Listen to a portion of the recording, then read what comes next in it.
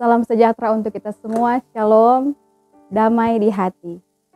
Saudara-saudara yang diberkati oleh Tuhan, kembali lagi kita berjumpa di channel Martoria Bukit Kasih Girean Permai.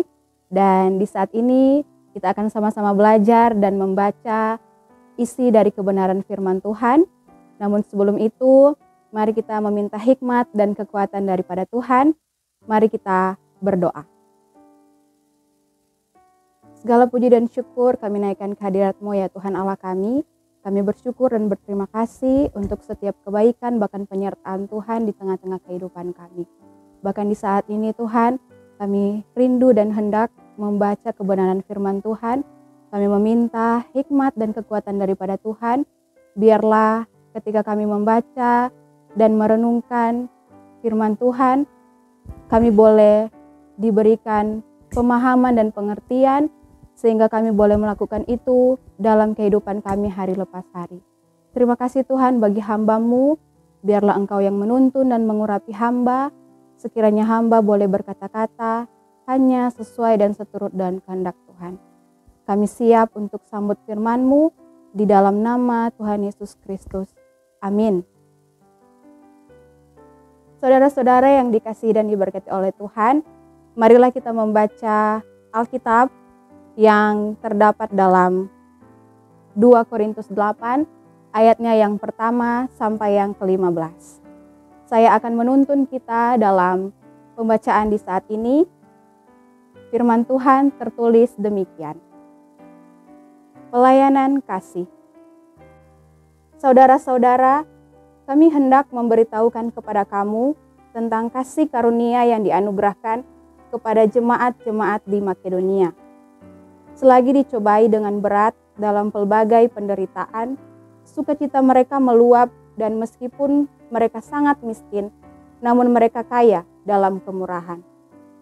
Aku bersaksi bahwa mereka telah memberikan menurut kemampuan mereka, bahkan melampaui kemampuan mereka.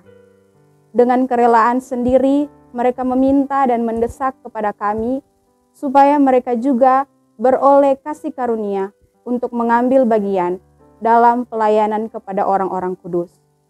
Mereka memberikan lebih banyak daripada yang mereka harapkan. Mereka memberikan diri mereka, pertama-tama kepada Allah, kemudian oleh karena kehendak Allah juga kepada kami. Sebab itu kami mendesak kepada Titus, supaya ia mengunjungi kamu dan menyelesaikan pelayanan kasih itu sebagaimana ia telah memulainya. Maka sekarang, sama seperti kamu kaya dalam segala sesuatu, dalam iman, dalam perkataan, dalam pengetahuan, dalam kesungguhan untuk membantu, dan dalam kasih-Mu terhadap kami, demikianlah juga hendaknya kamu kaya dalam pelayanan kasih ini. Aku mengatakan hal itu bukan sebagai perintah, melainkan dengan menunjukkan usaha orang-orang lain untuk membantu. Aku mau menguji keikhlasan kasih kamu. Karena kamu telah mengenal kasih karunia Tuhan kita Yesus Kristus, bahwa Ia yang oleh karena kamu menjadi miskin sekalipun Ia kaya, supaya kamu menjadi kaya oleh karena kemiskinannya. Inilah pendapatku tentang hal itu yang mungkin berfaedah bagimu. Memang sudah sejak tahun yang lalu kamu mulai melaksanakannya dan mengambil keputusan untuk menyelesaikannya juga. Maka sekarang selesaikan jugalah pelaksanaannya itu.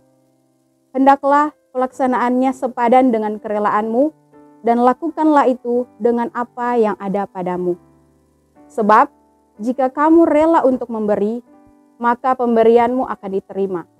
Kalau pemberianmu itu berdasarkan apa yang ada padamu, bukan berdasarkan apa yang tidak ada padamu. Sebab kamu dibebani bukanlah supaya orang-orang lain mendapat keringanan, tetapi supaya ada keseimbangan.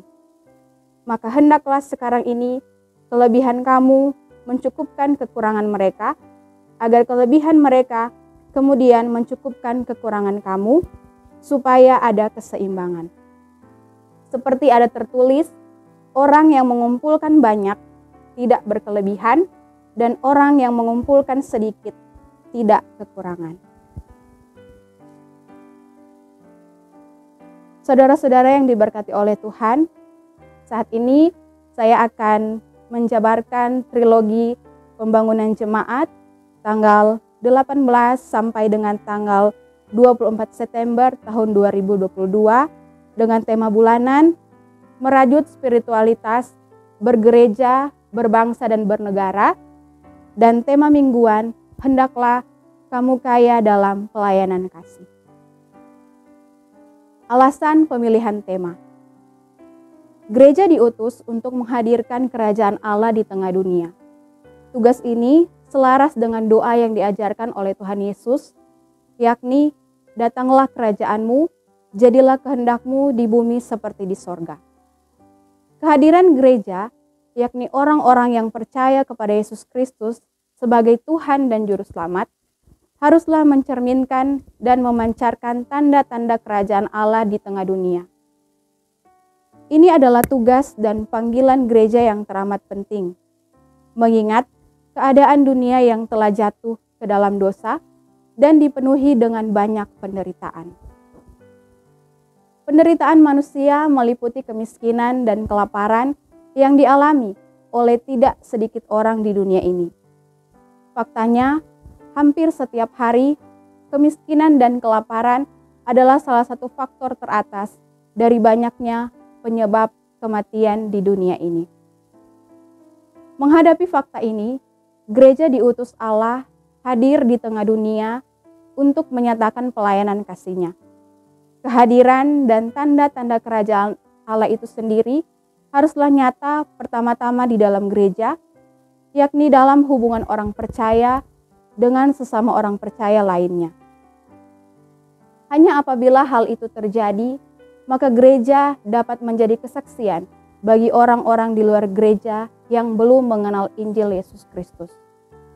Perenungan dan pergumulan inilah yang menjadi alasan pemilihan tema di sepanjang minggu ini, yaitu hendaklah kamu kaya dalam pelayanan kasih. Pembahasan tematis. Pembahasan teks Alkitab.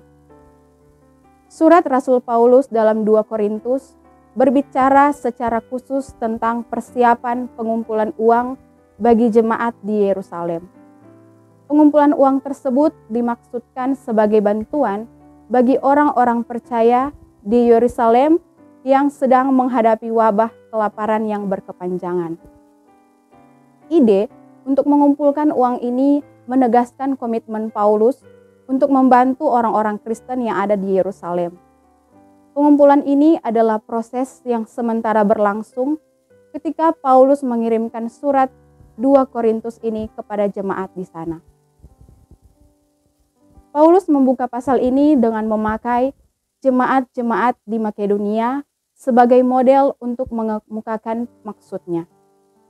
Paulus menunjukkan tentang kasih karunia yang telah ia terima oleh jemaat-jemaat di sana.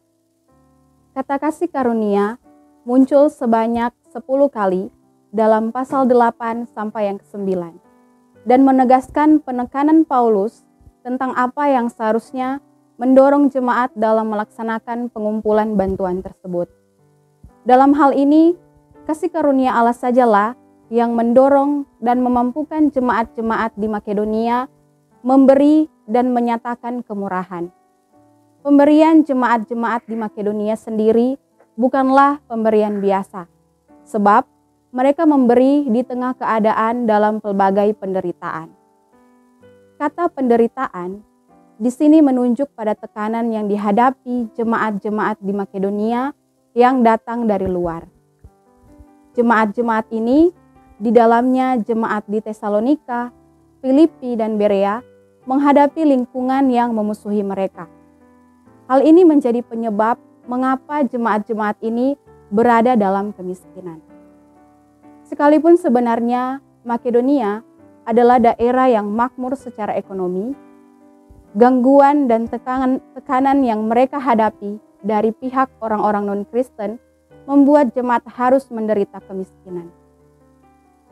Bahkan Paulus menyebutkan sebagai kemiskinan yang sangat dalam. Namun demikian, keadaan mereka yang sangat miskin tersebut tidak menghalangi mereka untuk menyatakan kemurahan. Dan disitulah letak kekayaan mereka. Kekayaan dalam kemurahan tersebut nyata dalam jumlah pemberian mereka kepada jemaat Kristen di Yerusalem yang bahkan melampaui kemampuan mereka. Keadaan yang sangat miskin membuat Paulus tidak mendesak mereka untuk memberi. Namun jemaat-jemaat di Makedonia sendirilah yang mendesak Paulus agar mereka dapat mengambil bagian dalam pelayanan kasih kepada jemaat di Yerusalem. Jumlah pemberian mereka yang banyak membawa Paulus pada kesimpulan bahwa pemberian tersebut berakal pada komitmen pemberian diri jemaat kepada Allah. Dan karena komitmen tersebut memberi semangat kepada Paulus dan idenya untuk mengumpulkan bantuan bagi jemaat di Yerusalem. Contoh jemaat-jemaat di Makedonia ini dipakai Paulus untuk membangun kembali semangat jemaat di Korintus, melanjutkan komitmen memberi yang sudah mereka mulai. Kunjungan Titus ke jemaat di Korintus adalah juga untuk memenuhi agenda tersebut. Paulus memotivasi jemaat di Korintus dengan menunjukkan kekayaan iman mereka, baik dalam perkataan, pengetahuan, kesungguhan untuk membantu dalam kasih, sebagai alasan untuk menjadi kaya juga dalam pelayanan kasih bagi jemaat di Yerusalem. Hal ini dilakukan Paulus bukan sebagai tindakan memerintah, melainkan menunjukkan ketulusan kasih dan komitmen mereka sebagai kesempatan bagi jemaat untuk melakukan pelayanan kasih, sebagaimana jemaat-jemaat di Makedonia. Paulus kemudian tidak berhenti pada jemaat-jemaat di Makedonia sebagai contoh sekaligus standar dalam memberi. Paulus mengarahkan jemaat kepada standar tertinggi dalam memberi dengan menunjuk pada Yesus Kristus sendiri. Kasih karunia Tuhan Yesus Kristus telah membuat orang-orang percaya menerima kekayaan keselamatan melalui kesediaannya, mengalami kemiskinan, dan lewat pengorbanannya. Hal ini dipakai Paulus untuk menyadarkan jemaat bahwa pemberian mereka kepada jemaat di Yerusalem tidak sebanding dengan besarnya kekayaan keselamatan yang telah mereka terima dari Tuhan Yesus Kristus. Dengan mengemukakan prinsip-prinsip dan contoh-contoh yang melandasi tindakan jemaat untuk memberi, Paulus kemudian mendorong jemaat di Korintus untuk menyelesaikan apa yang telah mereka mulai untuk jemaat di Yerusalem. Penekanan Paulus tentang pelaksanaan pemberian yang sudah dimulai jemaat sejak tahun yang lalu akan diulanginya lagi, dan kita boleh baca pada pasal yang ke-9 ayatnya yang kedua. Sekaligus menegaskan sesuatu yang sangat penting tentang jemaat di Korintus. Komitmen mereka sejak tahun yang lalu itulah yang dipakai Paulus untuk mendorong jemaat-jemaat lainnya, termasuk orang-orang Makedonia, untuk mulai memberi bagi jemaat di Yerusalem. Paulus menyebutnya sebagai perangsang bagi banyak orang. Ketika pemberian jemaat-jemaat di Makedonia telah terkumpul, Paulus memakainya kembali sebagai dorongan bagi jemaat di Korintus untuk menyelesaikan komitmen mereka. Paulus terus menekankan pentingnya kerelaan dalam tindakan pemberian tersebut, yakni berdasarkan apa yang ada pada jemaat, dan pemberian jemaat akan menjadi sia-sia bila dilakukan tanpa kerelaan dan dengan terpaksa. Pemberian yang rela dari jemaat tersebut akan membawa keseimbangan, yakni kelebihan jemaat di Korintus akan mencukupkan kekurangan jemaat di Yerusalem, dan kelebihan jemaat di Yerusalem akan mencukupkan kekurangan jemaat di Korintus. Paulus memakai contoh orang Israel ketika mengumpulkan mana untuk menjelaskan hal ini. Dalam mengumpulkan mana, kebutuhan semua orang Israel tercukupi berdasarkan kebutuhan mereka. Tidak ada yang menderita kekurangan dan tidak ada yang memiliki secara berlebihan. Makna dan implikasi firman. Pelayanan kasih adalah bagian penting dalam kehidupan orang percaya. Komitmen melakukan pelayanan kasih ditandai oleh kesediaan orang percaya meneladani apa yang telah dilakukan oleh Tuhan Yesus Kristus. Sebagaimana penekanan Paulus kepada jemaat di Korintus, bahwa tindakan pelayanan kasih berakar pada kasih karunia, demi kasih karunia yang menyelamatkan melalui pengorbanan Yesus Kristus di atas kayu salib. Hal ini harus mendorong orang percaya untuk giat dalam pelayanan kasih. Pelayanan kasih dimulai dengan kesediaan membuka mata dan hati terhadap penderitaan orang lain, seperti kemiskinan dan kesusahan yang dialami oleh sesama. Pelayanan kasih harus nyata dalam hubungan orang percaya dengan sesama orang percaya lainnya, yakni komitmen untuk mencukupkan kekurangan orang lain, seperti kekayaan materi dan ilmu pengetahuan. Inilah salah satu tugas dan panggilan gereja, menaati dan meladani Tuhan Yesus.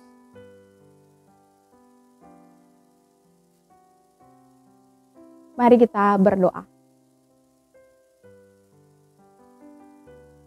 Bapa kami yang bertakhta dalam kerajaan surga, kami bersyukur dan berterima kasih untuk penyertaan dan kebaikan Tuhan di tengah-tengah kehidupan kami.